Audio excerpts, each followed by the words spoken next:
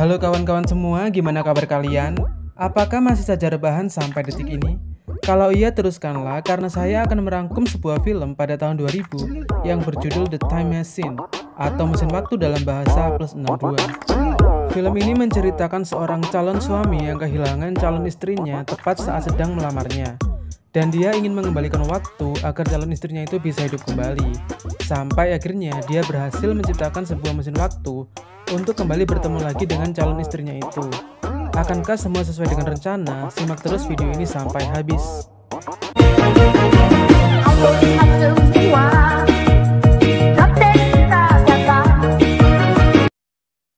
Jadi film ini menceritakan seorang guru yang bernama Alexander. Malam itu dia akan menjalani kencan dengan pacarnya yang bernama Emma, nggak pakai K, dan akan berencana untuk melamarnya. Tapi saat sedang memberi sebuah cincin, tiba-tiba dia dirampok oleh seorang perampok. Karena Emma mempertahankan cincinnya, dia tertembak oleh perampok dan meninggal saat itu juga. Alexander pun merasa stres akan hal itu. Selama 4 tahun, dia memikirkan cara agar bisa bertemu lagi dengan Emma. Dan karena dia seorang guru yang sangat cerdas seperti saya, dia pun berhasil menciptakan sebuah mesin waktu. Kini mesin waktunya pun sudah siap, dan dia akan kembali ke malam di mana dia akan melamar Emma. Agar kejadian perampokan tidak terjadi lagi, Alexander mengajak Emma ke tempat lain yang berbeda dari malam itu. Tapi saat Alexander pergi sebentar untuk membeli bunga, Emma ditabrak oleh kereta dan dia meninggal lagi. Di sini pun Alexander sadar meskipun dia bisa mengembalikan waktu, tetapi dia tidak bisa merubah takdir yang telah terjadi. Karena sadar akan hal itu, dia memutuskan untuk pergi ke masa depan. Siapa tahu di masa depan dia mendapatkan jawaban untuk bisa merubah takdir.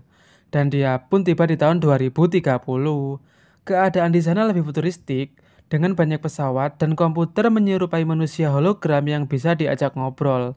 Tetapi dia tidak bisa mendapatkan jawaban, dan pada tahun 2030 mesin waktu juga belum ada kecuali punya dia. Travel into the past. Lalu selanjutnya, dia pergi ke waktu yang lebih jauh, yaitu tahun 2037. Tetapi pada tahun itu lebih parah lagi, karena bulan yang merupakan satelit bumi akan meledak karena ulah manusia yang mencoba hidup di bulan. Sebelum meledak, dia cepat-cepat pergi dari tahun itu, tetapi dia terkena benturan yang membuatnya pingsan. Dan mesin waktu pun pergi ke tahun yang tidak ditentukan dan sangat jauh, yaitu tahun 2700, men. The moon's breaking up, alright? Saat sadar, tiba-tiba dia sudah berada di tempat seperti zaman peradaban dan orang-orang yang tidak bisa bahasa Inggris atau bahasa kita sekarang. Jadi di sini diperlihatkan kalau bumi akan kembali menjadi kuno dengan bahasa yang aneh dan rumah-rumah yang terbuat dari bambu. Itu pada tahun 2700. Tetapi ada satu perempuan yang bernama Mara dan bisa bahasa Inggris karena dia seorang guru. Selain Mara, ada juga adiknya yang bernama Kalen. Alexander pun akrab dengan mereka. Singkat cerita, saat Alexander dan Mara sedang mencari mesin waktunya, tiba-tiba desa mereka diserang oleh beberapa makhluk menyeramkan yang muncul dari dalam tanah. Dan makhluk itu pun membawa Mara pergi. Alexander pun ingin menyelamatkan Mara, tetapi para warga tidak ada yang mau karena takut. Lalu kalian menunjukkan Alexander ke sebuah tempat yang dia bilang hantu, yang ternyata itu adalah sebuah komputer yang menyerupai manusia hologram yang tadi ketemu di tahun 2030. Ternyata dia masih hidup, guys. Ini nggak tahu dia pakai listrik dari mana, atau dia portable ya, kok masih nyala setelah 670 tahun. Alexander pun meminta petunjuk kepada komputer itu, dan komputer itu menyarankan untuk mengikuti nafas mereka. Dan kemudian mereka pun menemukan markas para makhluk tersebut. Dia pun masuk sendiri ke tempat itu dengan mengendap-endap. Tapi kemudian dia terjatuh ke sebuah kali yang dimana kali itu banyak sekali tengkorak manusia yang rupanya telah dimakan oleh mereka. Lalu Alexander pun ditangkap dan dimasukkan ke dalam ruang yang dimana di situ ada Mara sedang dikurung. Ternyata di ruangan itu ada satu makhluk putih yang kebanyakan bedak. Dan ternyata dia adalah bos besar dari makhluk-makhluk tadi. Bos besar itu pun menjelaskan kalau semenjak bulan meledak pada tahun 2037 tadi, Para manusia terbagi menjadi dua kubu. Yang satu kubu di atas tanah yang masih menjadi manusia biasa, yang satu lagi manusia bawah tanah yang telah menjadi makhluk buas tersebut. Karena bos besar itu tahu kalau Alexander sangat cerdas seperti saya, dia pun menyuruh Alexander untuk kembali ke tempat asalnya agar tidak mengganggunya.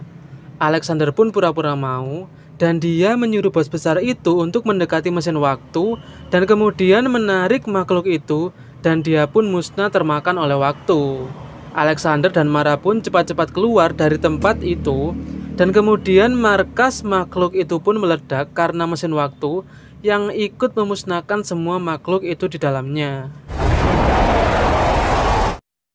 Di akhir cerita, Alexander menceritakan kepada Mara suatu tempat yang lokasinya sama persis dengan kantor atau ruangan Alexander bekerja, tetapi pada waktu yang berbeda. Lalu muncul scene di mana teman-teman Alexander di masa lalu juga berada di kantor Alexander dahulu, yang scene-nya digabung dengan scene masa depan, dan film pun buyar, guys. Oke, jadi kesimpulannya di sini terlihat kalau ceritanya itu berubah ya. Yang di awal Alexander sedang mencari cara untuk kembali menghidupkan calon istrinya dengan pergi ke masa depan, tetapi tujuannya berubah saat sudah sampai di masa depan karena keadaan sangat berbeda sama sekali. Alexander jadi menyelamatkan Mara dan memilih hidup di sana. Tapi di sini ada ilmu yang sangat penting yang bisa kalian ambil para bujang-bujang lapuk. Kalau kita itu tidak bisa kembali ke masa lalu, yang artinya kita tidak bisa bersama dengan seseorang yang telah pergi atau meninggalkan kita.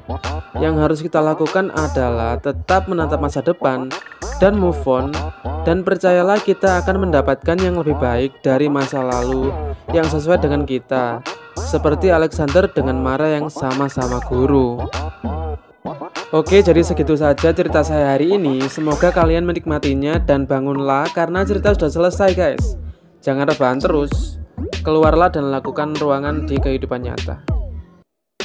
Dan yang pasti jangan lupa subscribe dan like agar saya bisa merangkum film-film seru lainnya. Terima kasih.